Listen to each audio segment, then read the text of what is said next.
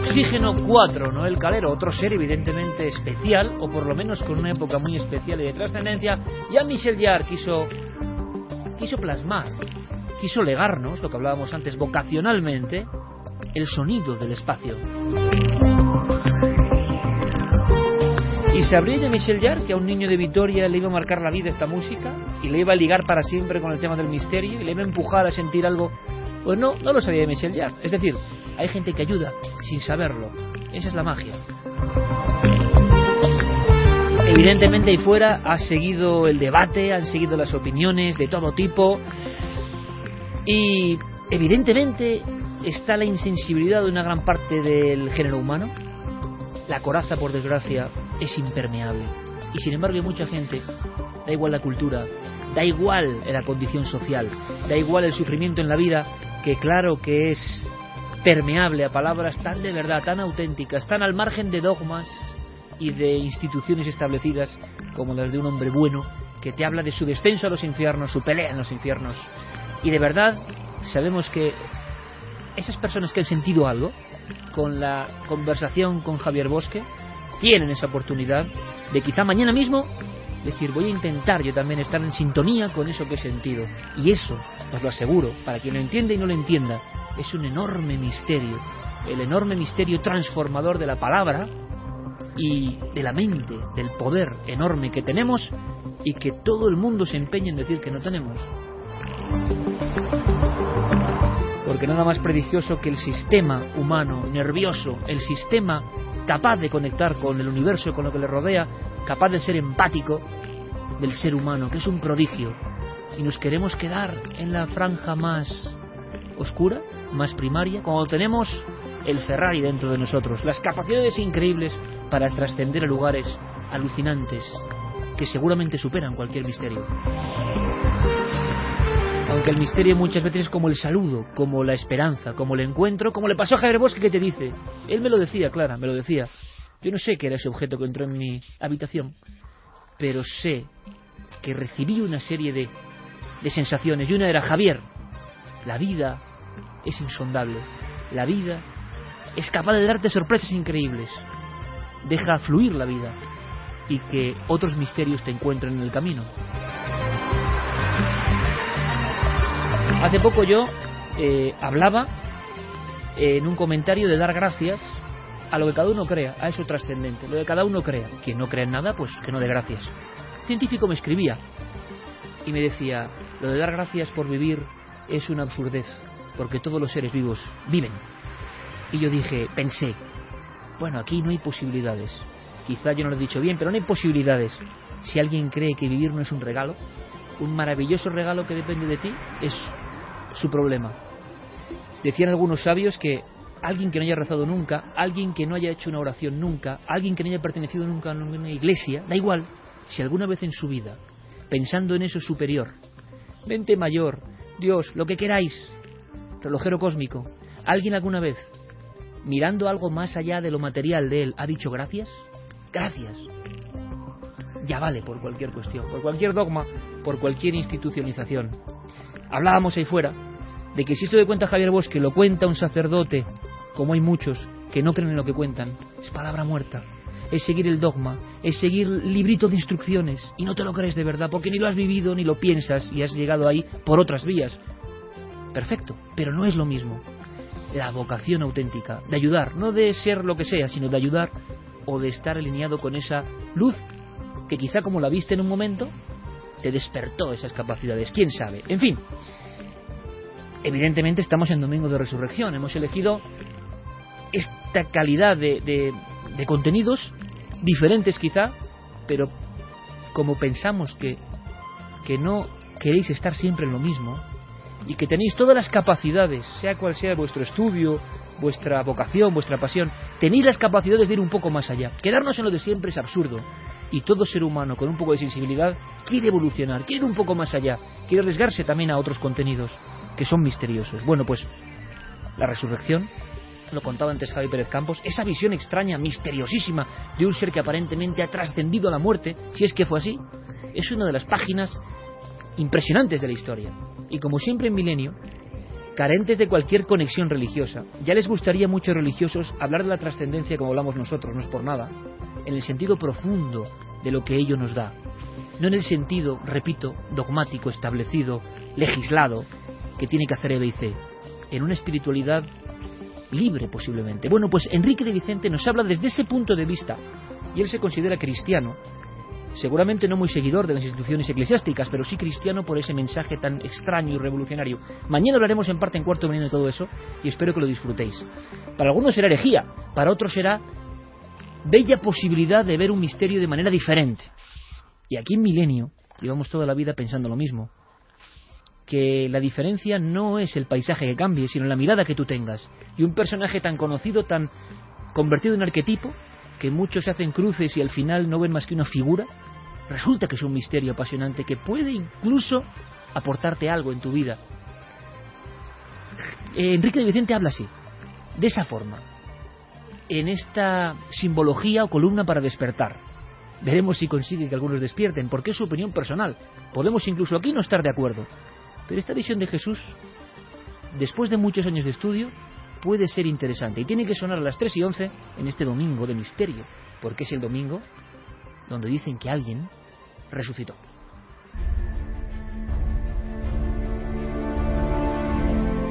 Nacimos, fuimos educados y vivimos en una civilización que se denomina cristiana.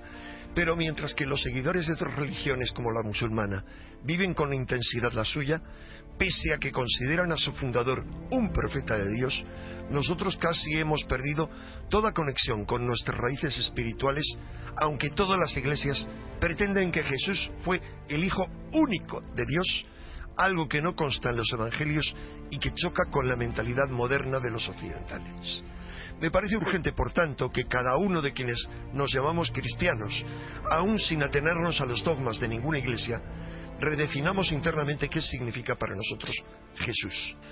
Como afirman todos los credos cristianos, con los que sin embargo no comulgo, para mí Jesús fue Dios y hombre verdadero, dos términos que no son excluyentes y que tampoco le hacen un ser único, aunque sí excepcional, al menos como pilar de una civilización que ha perdurado 2000 años, aunque hoy se tambalee desde sus mismos cimientos. Porque encontramos en todas las religiones y mitologías seres similares, avatares, enviados divinos que se encarnan en cuerpos humanos para traernos la luz, la libertad y la salvación a este valle de tinieblas que es la tierra. No es casualidad, por tanto, que muchos de esos seres tengan características muy similares e hitos asombrosamente paralelos en sus vidas, en sus muertes violentas y en sus resurrecciones a las de Jesús. Nuestras certezas históricas sobre su vida y verdadera enseñanza son mínimas. Por tanto, lo que nos queda es la imagen de un ser mítico, excepcional e inaprensible que sintetiza y asume de forma extraordinaria las mejores creencias y esperanzas de toda la humanidad acerca de enviados celestes que son la luz encarnada, como repiten algunos evangelios apócrifos y el de San Juan, y que como tales descienden a la tierra para acelerar nuestra evolución, romper nuestras limitaciones e impulsarnos hacia la liberación final. Él es la expresión máxima de esa luz inefable y transformadora que atisban los místicos y quienes han tenido experiencias trascendentes.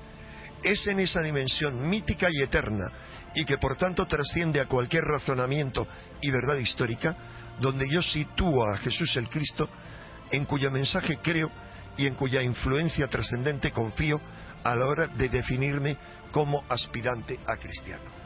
Esto es una forma de decir que me resulta difícil explicar racionalmente todo lo que mi fuero interno yo creo acerca de Jesús, de su verdadera naturaleza y de su misión en la tierra, aunque le concedo una importancia excepcional. Pero la idea más importante es que esa luz divina hecha hombre vino a abrir una brecha en las tinieblas que desde tiempos remotos rodean a este planeta, convirtiéndolo en una cárcel virtual ajena a las influencias celestes, donde los hijos de la luz libran un combate continuo con los de las tinieblas, como repetían constantemente los esenios en los manuscritos del Mar Muerto y los gnósticos en los evangelios prohibidos por la Iglesia y encontrados en Nag Hammadi.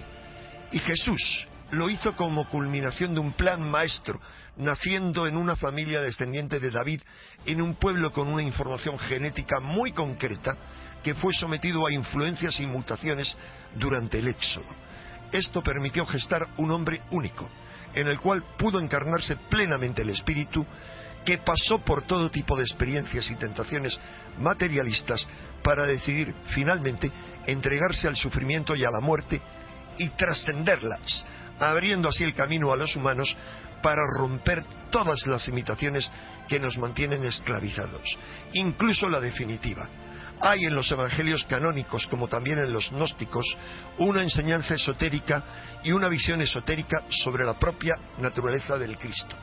Aunque en otra ocasión nos ocuparemos de desvelar el profundo mensaje que se encierra en ella, bástenos hoy recordar que consiste en continuas llamadas a un despertar y a una transformación interior que nos permitan acceder a ese reino de los cielos que Jesús insistía en que está dentro de ti, aunque también advertía que estrecha es la puerta.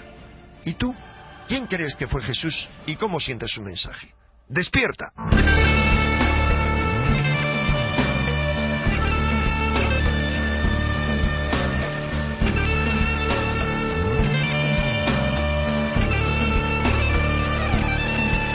Despierta, todo ha cambiado, nada es como habíamos. Ya les gustaría a muchos religiosos de cualquier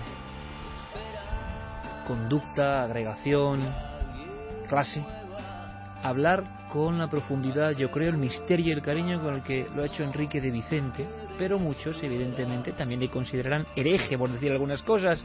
Si te sales de la norma que me han hecho aprender, que papá ha hecho que me aprenda, tú ya no vales. Algo tan alejado de lo que parece la naturaleza auténtica de muchos misterios. Enrique de Vicente, por eso le llamamos el maestro. Lleva mucho tiempo lanzando esa consigna que repite aquí Enrique Bunbury: despierta. Hay como una sensación. Evidentemente hay grandes capas que nunca despertarán, primero porque no lo necesitan ni quieren. Hay otras personas que les cala todo esto, no saben muy bien dónde buscar, pero que en vez de aceptar siguen buscando y preguntando. Buscan una salida a qué. Eso es lo que podemos llamar trascendencia. Al enigma y el significado de la vida. Por cierto, que Enrique Bunbury nos escribía hoy hablando de otros temas y muy impresionado con las cuestiones que tienen que ver con la educación. ¿Qué significa esto? Que hasta las estrellas del rock como Enrique se han sufrido un proceso interno, auténtico, real, no para vender discos, interior.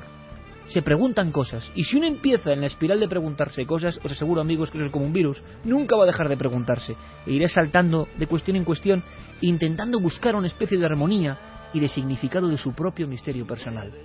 Por eso le interesa a uno cómo nos han educado. ¿Cómo no va a ser misterioso cómo nos han educado? Si hay un plan para precisamente separarnos de nuestras potencialidades. En fin, al final, el misterio está en todo, que es una cosa que nosotros siempre hemos mantenido. El misterio no son los temas de siempre. Los temas de siempre serían guiños de esa otra realidad que se nos muestra. Pero a veces hay que trascender un poco a eso y hacernos preguntas, como el propio Bunbury se ha hecho en más de una ocasión. Hoy te sientes distinto, porque eres distinto, lo que fue siempre. Y a las 3:18 vamos variando la música, esa que nos presenta Clara, que en este momento nos va a contar una historia, que es eso, una irrupción en lo convencional, una muestra más que al final no todo el misterio será eso, una llamada, un toque que nos dice: oye, que no lo conocéis todo, es más, que desconocéis casi todo, que la realidad es muy compleja, tan compleja que no ni siquiera habéis atisbado lo que está detrás de la primera tramoya. Y las significaciones que pasan muchas familias son de miedo, de terror. ¿Cómo no tenerlo cuando lo desconocido se adueña de tu casa, por ejemplo, Clara, durante 17 años?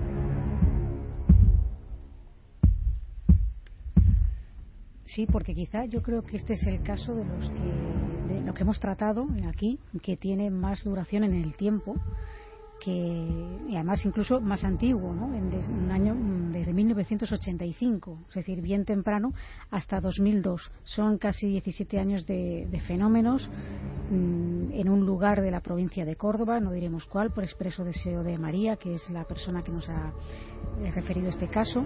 Los testigos, una familia compuesta por el padre, la madre, 3 hijas, una gata. Y, como decimos, María llega a esta casa con 7 años, es decir, una niña, 7 años, y deja la casa con 25. La casa, es para que se haga una idea a nuestros oyentes, vamos a intentar meternos en ese ambiente, ¿no? Una casa bastante grande, de 2 plantas, con un desván, más de 300 metros cuadrados por planta, una construcción antigua, típica andaluza, con su zaguán, su reja, su patio. Y la niña que llega con 7 años a la casa y que nota, sin saber cómo, no me puede explicar ella de qué forma tiene este convencimiento, pero ella sabe que en esa casa ya hay alguien viviendo. Es más, ella tiene el convencimiento de que se trata de un hombre y de una mujer. La mujer, dice ella, suele estar por la zona de la escalera y el hombre en la planta de arriba. De hecho, una de las primeras preguntas que María hace a su madre cuando llegan a la casa es: ¿por qué nos hemos mudado aquí si aquí ya vive gente?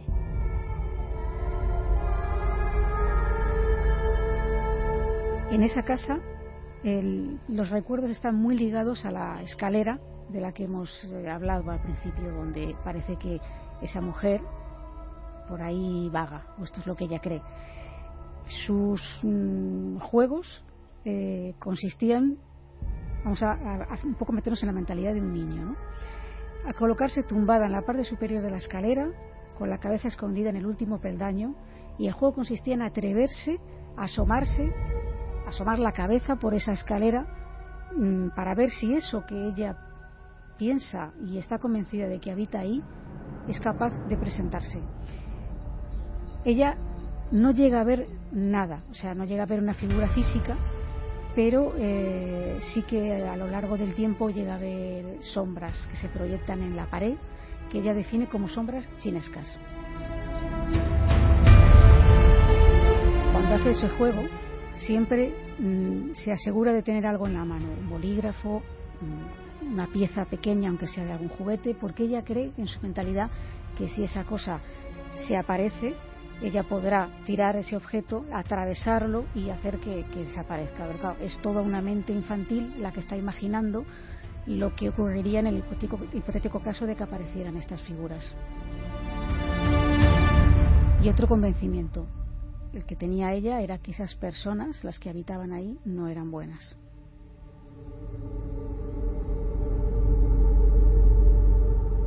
Otra de las cosas que les pasaban tanto a ella como a sus hermanas era que escuchaban que alguien las llamaba por su nombre. Tanto es así que después de marcharse de la casa, es decir, años después, de repente fue consciente de que tenía un tic. Y el tic era que constantemente repetía y preguntaba al aire: ¿qué? ¿qué? ¿qué? Y esto empieza a hacer memoria y se da cuenta de que venía porque oía que alguien la llamaba por su nombre, y lógicamente ella contestaba. Su padre a veces se enfadaba y le decía: ¿por qué estás diciendo todo el rato qué, si nadie te está llamando, ¿no? Y ella: sí, es que yo oigo que me llaman. Claro, si solo fuera ella, pero también sus hermanas eran testigos de esto y oían esas voces. Esas voces tenían también una particularidad que yo, fíjate, comparto y alguna vez hemos comentado aquí. Eran voces que imitaban voces que ellas conocían. Es decir, no solamente voces desconocidas que alguien te llama, sino que en un momento determinado tú sabes que tu madre no está en casa, pero es tu madre, la voz de tu madre y no otra, la que te está llamando.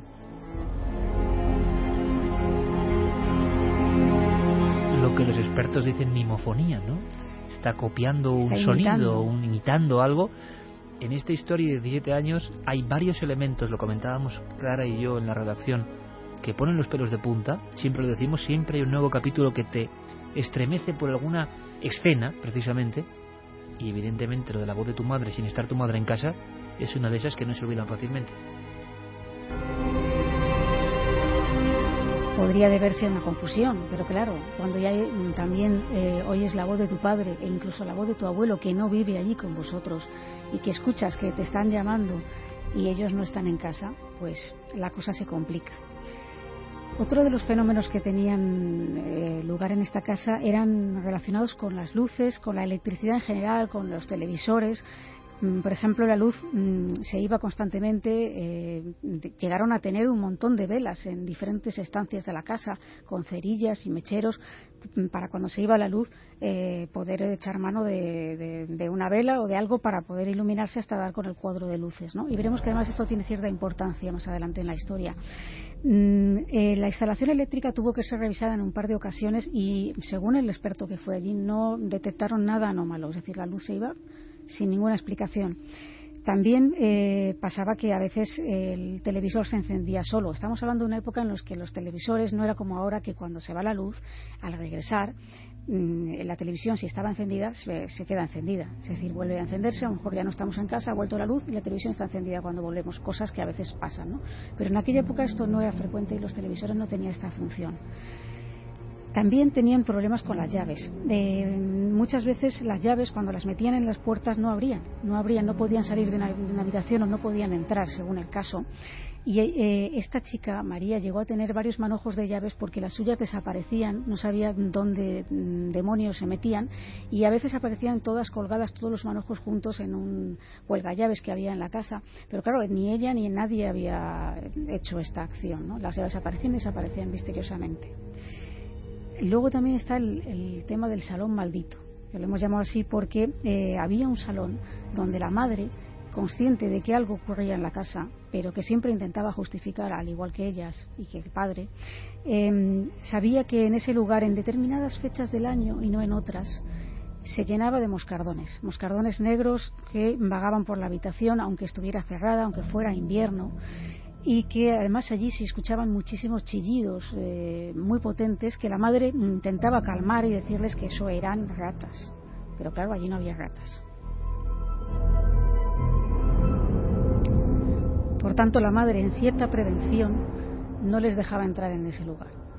Y en alguna ocasión, por ejemplo, apareció un cristal roto de dentro hacia afuera, es decir, con los cristales fuera de ese salón, formando un perfecto círculo, como si alguien hubiera arrojado una pelota y se hubiera quedado la forma de la pelota. Sabemos que además esto no es así, que cuando tiras una pelota pues normalmente no se queda esa forma perfecta, ¿no? Y claro, allí no había entrado nadie. En ese lugar, como decimos, no solían dejarles que estuvieran, porque sobre todo en esas épocas del año que la madre presentía que cuando ocurría eso coincidía con que sucedía algún acontecimiento luctuoso en la familia o relacionado con la familia. Por tanto, tenían cierto temor a ese salón.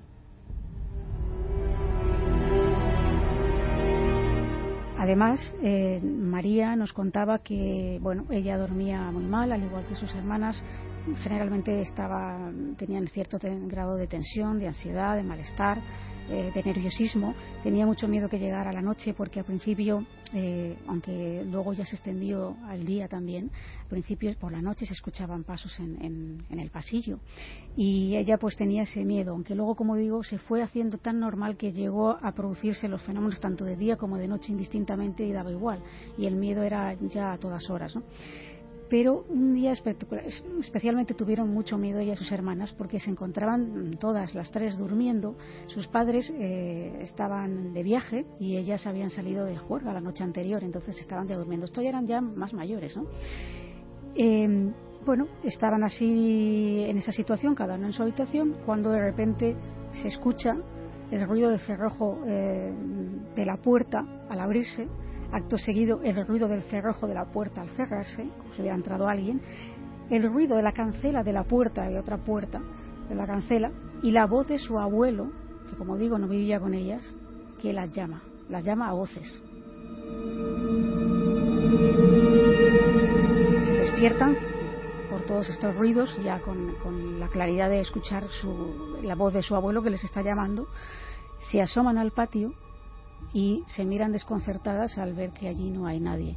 Después revisan, claro, la instalación a ver si es que ha entrado, está en otro lugar, pero el abuelo no había venido y desde luego me hablaron con él posteriormente y ni siquiera se habría presentado en la casa en ningún momento del día. Otra vez sonidos que imitaban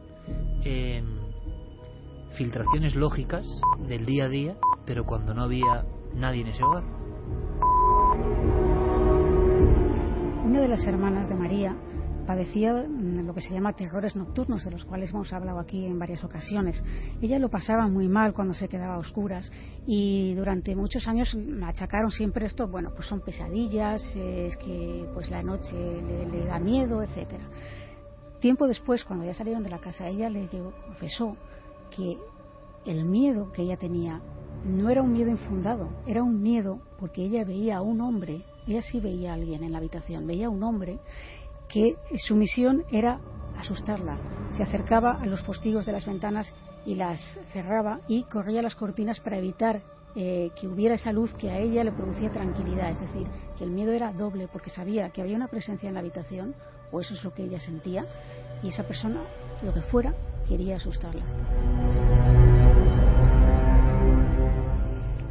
Esta casa sufrió 2 reformas. Una, antes de entrar a vivir, antes de que los padres adquirieran el inmueble, y posteriormente luego el padre hizo otra reforma en la planta superior para acondicionar el espacio y convertirlo en habitaciones más cómodas para todos, porque no estaba muy bien distribuido.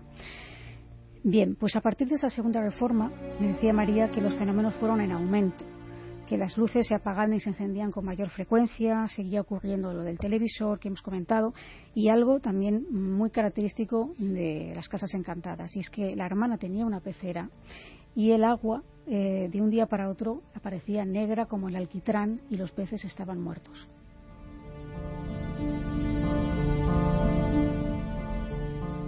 No eran los únicos habitantes, estos peces, los que padecían este tipo de malestar, ya que la gata que tenía María, que era suya, ella la tenía adiestrada para que durmiera con ella, para que la protegiera, porque era tal el miedo que ella pasaba. Durante años estuvo viviendo con miedo, ¿no? Esta gata bufaba en determinados puntos de la casa sin que supieran por qué, y la tenía siempre a su lado por la noche. A veces la gata se colocaba en su pecho y se ponía a bufar a un punto de la habitación sin que María viera absolutamente nada, pero la gata parecía estar intuyendo que ahí había algo e intentaba darle aviso de alguna forma, ¿no?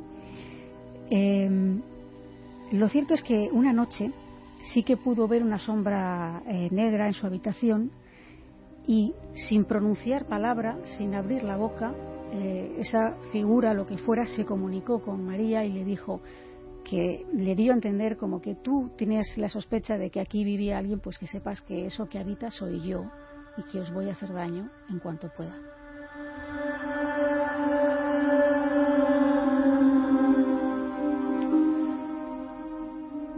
Uno de los fenómenos que a mí me ha impactado más cuando me lo ha contado, porque es de película, pero si lo vives es aterrador, ¿no? Ocurrió una noche de verano cuando María estaba acostada de lado, despierta por el calor, mirando hacia el balcón estaba abierto.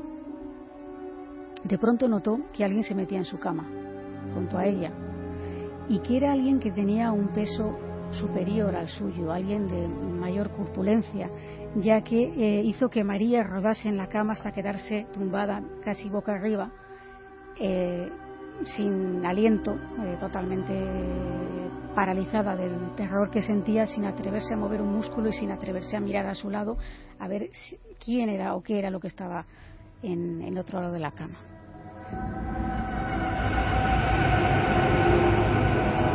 Cuando por fin recupera el aliento y se gira, descubre que no hay nada al lado. Esto no solamente le pasó a ella, también le ocurría a sus hermanas. Notaban con cierta frecuencia que alguien se tumbaba a los pies de la cama, un clásico, o que directamente alguien se tumbaba a su lado en la cama. Y de hecho María llegó a tener un buen número de rosarios y medallas que ella justificaba cuando venía alguien a la casa, o diciendo que es que los coleccionaba, los rosarios y las medallas, pero la realidad era otra. La realidad es que el miedo que tenía era tan grande que ella pensaba que esas imágenes religiosas le podrían ayudar a superarlo.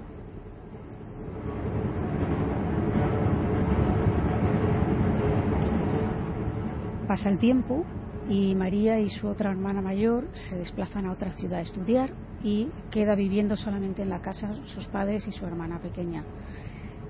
La hermana pequeña, durante ese tiempo que queda sola, vive un auténtico calvario, lo describe como un acoso y derribo, los fenómenos se incrementan, las luces se vuelven a ir con mayor facilidad, los pasos se escuchan, los chillidos ya son gritos aterradores, es decir, todo como se intensifica, como si todo fuera hacia ella, en contra de ella, ¿no?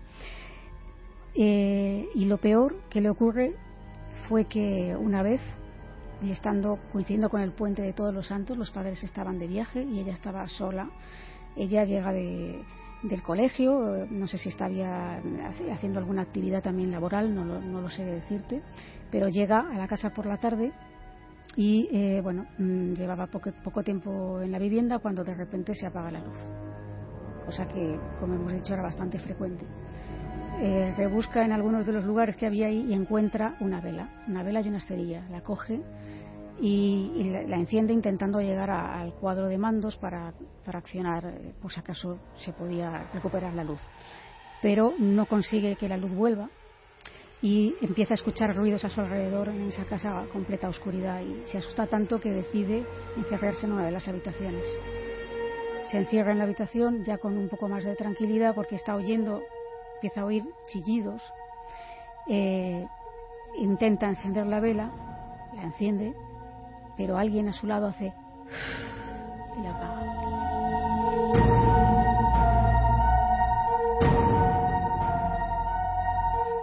Ella nota perfectamente ese soplido de alguien a su lado que apaga la vela no una sino varias veces hasta que ella ya no puede más y escucha un chillido que es ensordecedor que no para y decide llamar a casa de su tía y pedirle que por favor venga a buscarla.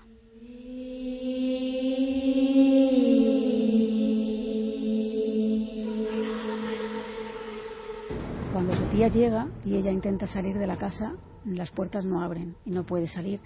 Aun por mucho que intenta con las llaves no puede salir y hasta que no pasa un buen rato la puerta no se abre y no puede, en fin, irse con su tía para pasar la noche con ella.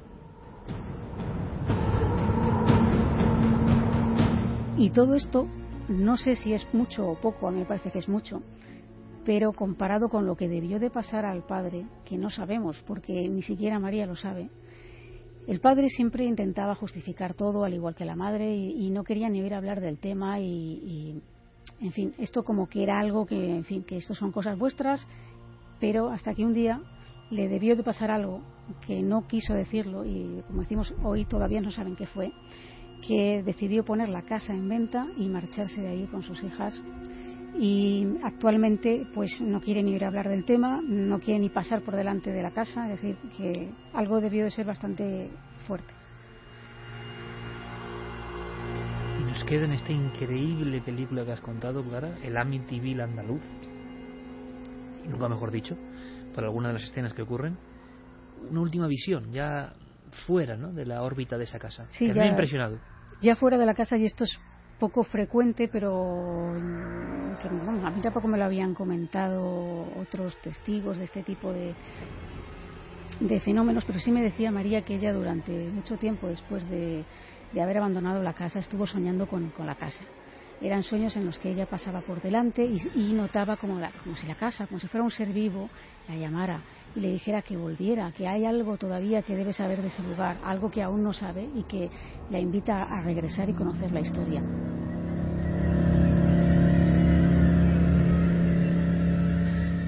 Es muy difícil que haya casos que pongan los pelos de punta, pero hay varias escenas aquí. Yo decía Amityville, y Carmen, tú que has escrito de la historia de los demonios de la Iglesia, los casos de infestación considerados maléficos, hay varias escenas, los chillidos aterradores y los insectos, las moscas. Me estoy hablando del padre Mancuso en Amityville, que aseguraba que era la casa la que hablaba, diciendo márchese. Y la historia del propio Ronald Lifeo, que acaba con toda su familia, que también entra en una especie de esquizofrenia, pero que él asegura que la casa es la que hablaba. Ese sueño final de la casa como entidad llamándote es el arquetipo de todos los terrores, pero los enjambres, muy ligados con curiosamente, si no va a los tratados antiguos de demonología, a la forma de algunos demonios. Sí, muy ligado siempre además con el maligno. Era como la forma que tenía de, en cierta manera, dejarse ver, porque no, me imagino que en esa casa pasaría igual. No son simples moscas que entran de repente, sino que la habitación se llena de moscas grandísimas, y normalmente hay allí, según las casas que han ido, los diversos sacerdotes, una entidad maligna que se deja ver en esa forma. Según los tratados antiguos decían que era eso, que el demonio podía coger numerosas formas, entre ellas serpiente o mosca, y que cuando se veían esos animales en algunas de las casas, estas podían estar infestadas por una entidad demoníaca. Entidad demoníaca o no, creo que es uno de los casos más terroríficos que he contado, Clara, con escenas tan gráficas que a veces la palabra, dicen muchos que cuando somos niños vivimos en un mundo no literal, es decir, no entendemos lo que es una palabra y lo que significa. Vivimos en un mundo de mitos, vivimos en un mundo de metáforas. Creen muchos lingüistas que la metáfora es como una explicación que es menor que la palabra, el significado. Y sin embargo, nos damos cuenta como una historia bien narrada, bien contada, las escenas llegan mucho más potente que lo que significa la palabra. Es como ese mundo de los niños. Estas historias devuelven a ese mundo donde las metáforas, los mitos, las historias sorprendentes están ahí, y por eso tienen un peso, un calado, un enorme eco en nosotros, mucho más allá incluso que si esta misma historia la leyésemos en un texto, porque hay algo en el lenguaje que traslada estas historias y que tiene elementos que, aunque creíamos una vez más haberlo escuchado todo no lo habíamos escuchado, ¿verdad?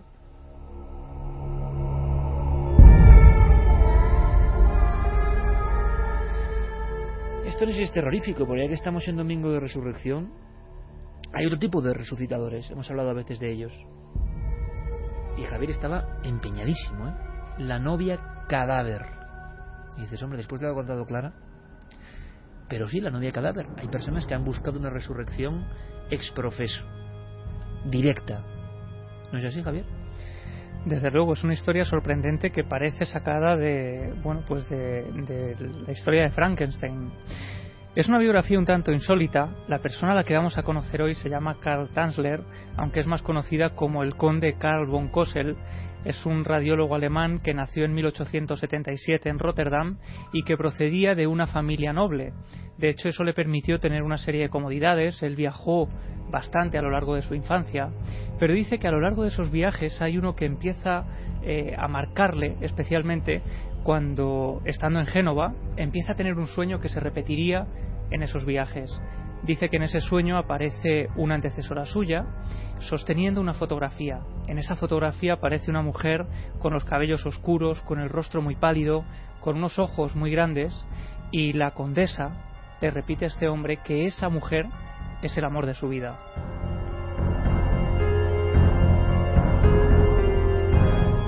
El conde von Cosel en 1926 tiene que emigrar desde Rotterdam a Florida, pasa por La Habana, allí está unos cuantos días, y desde allí ya se marcha a Cayo Hueso, el lugar donde va a empezar a ejercer la medicina como radiólogo en un humilde hospital.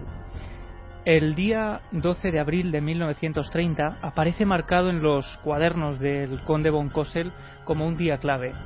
Ese día aparece en el hospital una joven de 20 años de origen cubano llamada Elena de Hoyos, y cuando von Cosel la ve por primera vez se queda asombrado porque es la mujer que aparecía en sus sueños.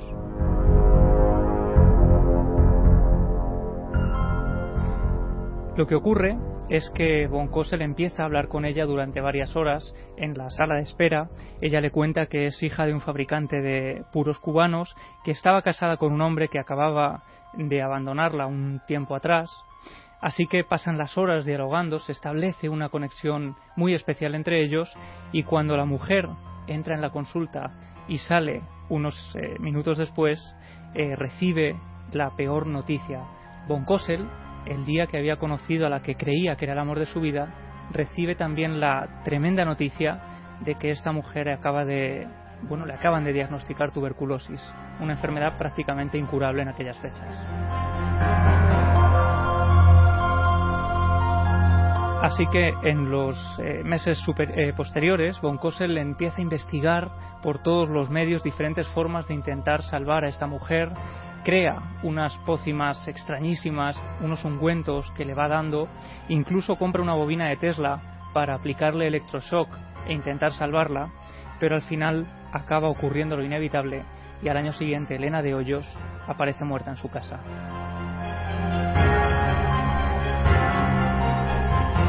Y von Cosel queda destrozado. Él había llenado su casa de ropa, de joyas, le había hecho aquel último año de vida, pues uno de los mejores de su vida, así que cuando muere no iba a ser menos. Él compra un enorme mausoleo en el cementerio de Cayo Hueso, allí además entierran a Elena, él unta todo el interior del ataúd de formaldehído para intentar preservar lo mejor posible el cadáver de su amada, y allí la entierran. Lo que ocurre es que durante los 2 años siguientes al entierro de Elena, el conde abandonaría su casa cada noche cuando todo el pueblo se había encerrado en sus casas para atravesar el pueblo de Cayo Hueso, continuar por el pequeño bosque que separaba el cementerio del pueblo, y una vez allí, una vez en el Campo Santo, él atravesaba la verja, abría el mausoleo y durante varias horas, hasta el amanecer y a la luz de un pequeño candil, hablaba con el fantasma de Elena de Hoyos.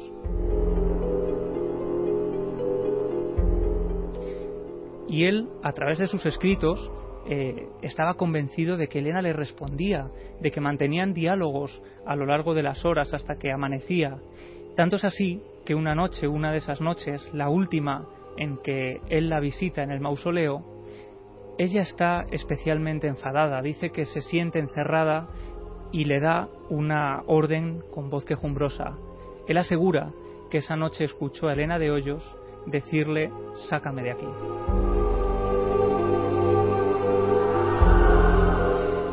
Y en los días posteriores, Carl von Cosel pasó horas reflexionando, intentando trazar un plan para sacar de allí a su amada, hasta que de pronto, un día, de forma extraña, le viene a la cabeza una canción que había escuchado en los días que había pasado en La Habana.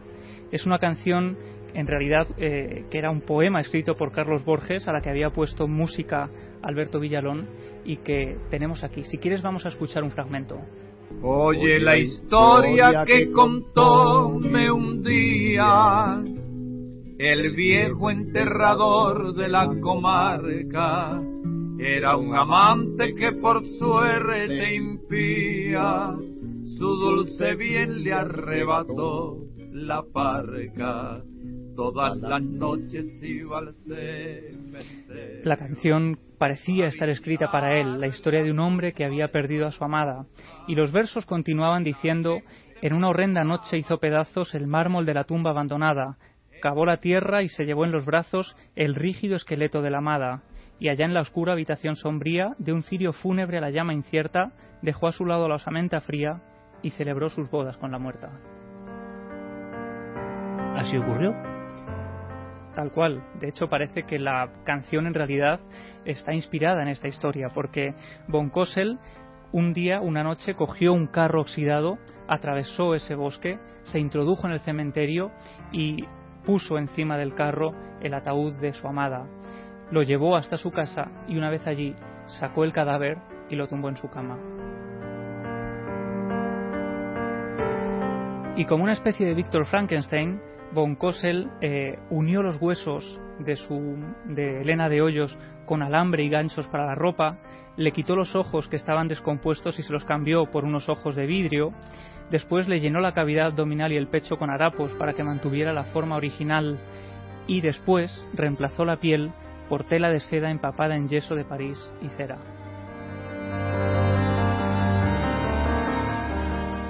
Cuando el pelo empezó a caerse del cráneo por la descomposición del cuero cabelludo, le colocó una peluca y después utilizó grandes cantidades de perfume y desinfectantes para intentar enmascarar el olor y retrasar los efectos de la descomposición del cadáver.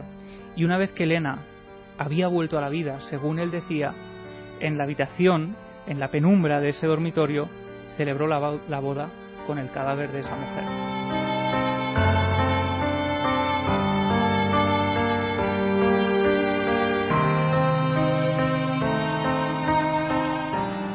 Durante 7 años von Cosel estuvo viviendo con el cadáver de Elena hasta que Florinda, en 1940, la hermana de esta mujer, empezó a sospechar de que este hombre mantenía unas reacciones un tanto extrañas.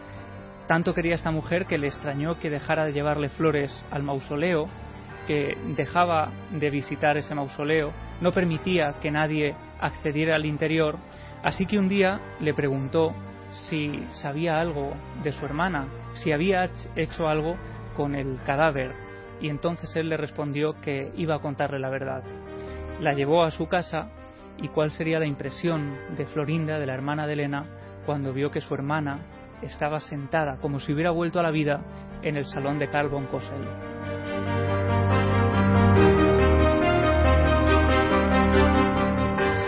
Y el doctor fue apresado, fue juzgado, y lo cierto es que en aquel momento, en el juicio que se celebró, se consideró que tras tantos años de haber desenterrado el cuerpo, el delito había prescrito, y se consideró que von Cosel tenía simplemente que pagar una fianza para salir de la cárcel, una fianza que fue pagada por cientos de fans que consideraban que aquella historia, que la historia del conde Carl von Cosel, era la historia de amor más bonita que jamás habían escuchado.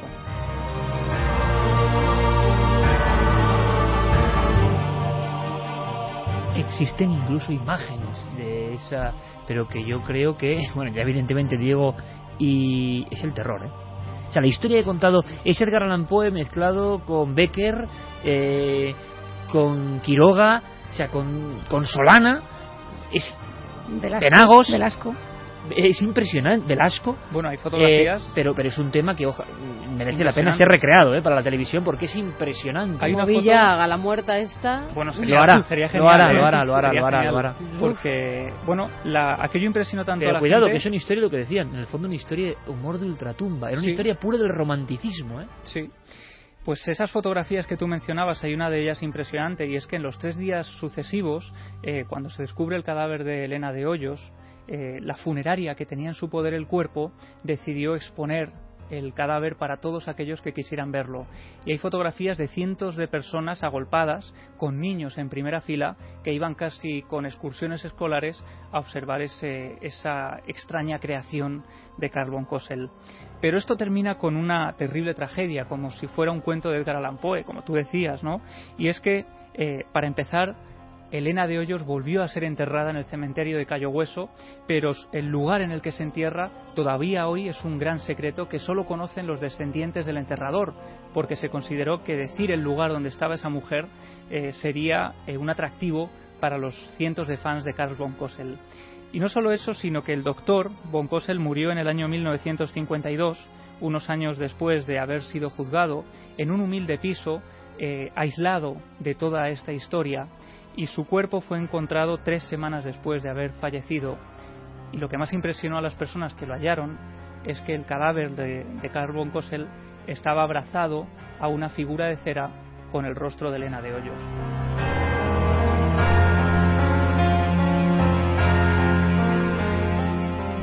Nos hemos tirado todos instintivamente hacia atrás, ¿no? Hemos elegido con Noel esta música precisamente. ¿Y sabes cuál es, Javier?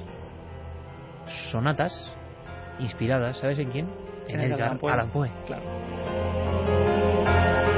Porque esta historia, si le pones esta música, ya es viajar al Madrid de Larra, ¿no?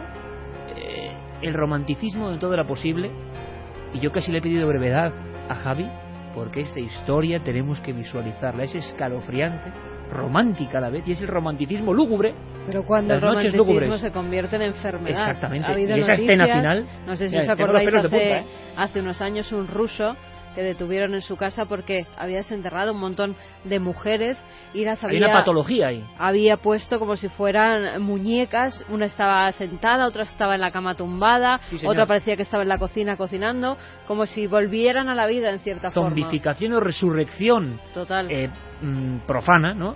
Y llevándolas a los terrenos terribles de la mente. Qué temazo, Qué temazo impresionante. No me extraña, Javi, que quisieras meter aquí como fuese la novia cadáver. Merecía la pena, hemos viajado el romanticismo. Menudo ahora, entre Clara y Javi.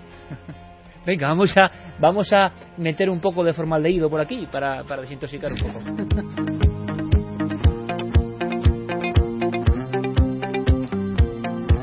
La pregunta preguntas cómo habrá llegado Pérez Campos, cada vez está peor Pérez Campos, cómo ha llegado a estas noticias. Él insistía. Venga, un poquito de luz, ¿no? También. Venga, vamos con las bendiciones milenarias. Ana de la Fuente nos dice: bendiciones milenarias para Óscar, que nació hace una semana después de 10 años que llevamos esperándolo. A su vez, mucha fuerza para todos aquellos que estén pasando por todo lo que hemos pasado nosotros para conseguir ser padres. Tratamientos de fertilidad, proceso de adopción o múltiples pérdidas de embarazo. Otro camino heroico, con muchas pruebas terribles, pero que si se tiene fe se llega ahí, ¿no? Y hay que mandar toda la fuerza y el entusiasmo a esta gente que valorará más que muchos padres lo que es el milagro, ¿no?, de la vida. Nos decía Ana, y decirle a mi hijo, para cuando tenga capacidad de escuchar este podcast, que muchas gracias por venir y gracias por todo lo que nos ha enseñado desde antes de nacer. Claro que sí. Hay maestros antes de nacer, ¿no?, que enseñan una lección de vida impresionante. Nuestras bendiciones milenarias. Nos dicen al equipo de Milenio 3: por una vez me dirijo a vosotros para pediros bendiciones. Soy una persona de pocas amistades y casi que renuncié a disfrutar de la noche de los sábados con la gente de mi edad por seguir siendo fieles a vuestro programa en directo. Es ya casi una obligación moral. Por eso las bendiciones que voy a pedir es para vosotros. Quizás sea el primero que lo está haciendo, pero gracias a vosotros muchos de mi generación y del mundo del periodismo se están interesando por conocer, investigar y disfrutar del misterio tal y como lo contáis vosotros cada semana. Es lindo ver cómo lleváis tantos años poniendo la misma pasión a vuestro trabajo e influenciando a personas como un servidor que también se dedica al mundo de la comunicación, y que uno de mis momentos más felices cada semana de escucharos durante 2 horas las madrugadas del sábado y veros las noches de los domingos. Me habéis hecho pasar miedo, interés, alegría, pero sobre todo emocionarme en la mayoría de los momentos, y no soy el único. Así que por tanto mis bendiciones son para todo el equipo de Milenio 3 y Cuarto Milenio. Seguid así, no os canséis nunca y seguid disfrutando de este maravilloso sendero que estáis poblando con mucha luz y ganas de vivir de lo que te apasiona. Un abrazo a todos de parte de Samuel Hernández, un joven divulgador y comunicador de Badajoz. Sendero, qué bonita palabra, ¿no? Muchas gracias. ¿Qué decimos a esto, Santi, con una frase? ¿Qué podéis decir? Nos han dado bendiciones a nosotros. ¿Sí? Mira, esto desde luego es inédito. Efecto boomerang. Así que nada, pues lo que decía cuando escuchábamos a Javier, yo creo que si hemos ayudado a alguien, si hemos cambiado un mal día, si hemos despertado una vocación, si hemos despertado una curiosidad, cualquier cosa por pequeña que sea, ya eso yo creo que nos podemos considerar bendecidos. Mi nombre es Carlos y soy fiel seguidor del programa desde el primer día de emisión. Allá por junio del 2002, por aquel entonces yo era un cabeza loca que pasaba las noches en vela escuchando la radio en lugar de estudiar. Aquel verano me encantó descubriros y desde entonces os sigo siempre que puedo, bien en directo o bien por el podcast. El caso es que el tiempo pasa y hoy os escribo por primera vez para solicitar la famosa bendición milenaria para mi primera hija, Lucía. Bueno. Hoy es su primera noche en este mundo y aquí estamos su madre y yo, velándola y listos para escuchar el programa. Os estaría inmensamente agradecido si pudiéramos escuchar la bendición en directo. Gracias en cualquier caso por hacernos pasar tantos y tan buenos momentos. Un fuerte abrazo. Todo depende de creer si las cosas son porque sí o tienen una simbología. Hoy de qué hemos hablado, Carmen, sobre todo, de un concepto que es la luz, ¿no? Por supuesto. La luz contra la tiniebla. Expresada en personas, expresada en actitudes, expresada en posibilidades. Yo recuerdo ahora una figura muy bonita en el Casar de Cáceres que tiene en el pecho la palabra Lucía con una I delante, y Lucia ilumina, que significa en la raíz de la palabra luz, precisamente nacido en este seno familiar de un seguidor, algo que significa luz. Julio Olmedo nos pide también bendiciones milenarias porque a la 1 de la tarde fui padre de un precioso niño llamado Víctor y me gustaría que le dieseis en directo vuestras bendiciones para así en un futuro no muy lejano decirle que es un milenario de pro y mostrarle las credenciales de que lo es. Un fuerte abrazo de 2 milenarios que os serán siempre fieles. Pues victoria en la vida para Víctor, claro que sí. Un abrazo muy grande, amigos. Las bendiciones milenarias al final es justo lo que hemos hablado, una sensación Mr. de querer devolver un poco, ¿no? Mr. Garry también nos pedía para unos primerizos papás y amigos Sheridan e Isa por su hijo Aidan, y también Reyes, bendiciones milenarias para María, que nació el pasado 24 de marzo en Sevilla. Pues nos encanta recibir estas noticias y al final, sabéis, en ese camino largo que hablábamos de la luz, del héroe, del sendero, hay que devolver lo que le dan a uno. Lo demás no vale de nada, hay que devolver lo que le han dado y a nosotros nos habéis dado mucho durante muchos años. Devolverlo, pues aunque sea con este gesto, es maravilloso si os sirve. Santi Camacho, hasta mañana, compañero. Mañana además vamos a seguir las huellas de ese mismo Jesús del que nos hablaba Enrique. Ni más ni menos, y muchísimas cosas. Hay un testimonio de poltergeist con policías nacionales que no os podéis perder. En la otra cara también del misterio, ¿no? Claro, hasta mañana. Hasta mañana. Hasta mañana, Fermín, hasta mañana, Noel, Guillermo, Diego, hasta mañana, Javi. Un abrazo. Javi Boncosen, a partir de ahora, ¿no? Descendiente. Hasta mañana. Nos vemos. Y que la expo de Cuarto Milenio, chicos. Nada. 13 de abril. 13. Lunes 13, ya estamos ahí. Estamos ya hasta con nervios, hay que decirlo, porque todo nuestro mundo está ahí. Y si queréis información en nuestras webs, como siempre. Feliz abrazo y más que nunca, feliz semana.